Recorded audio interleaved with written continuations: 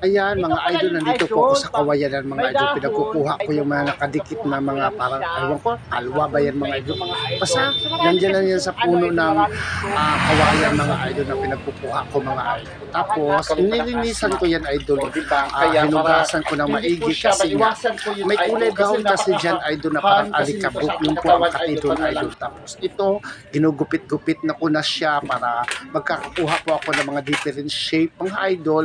Nang sa ganun, kung i-attach ko na po sa gagawin kong mga recycle outfit mga idol, malinis na siya at madali na lang po siya idol kasi nagupit-gupit ko na sa different na iba-ibang klaseng ano idol shape.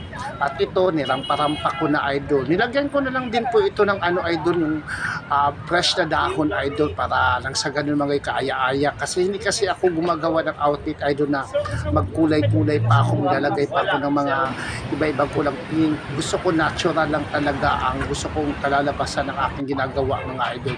At ito yan, umampat natapos ko na rin at yun mga idol ko, marami po talagang salamat sa inyo. Ay mali pala ako idol, babalik pa pala ako sa pagrampa-rampa sa isang baksakan na ng mga idol.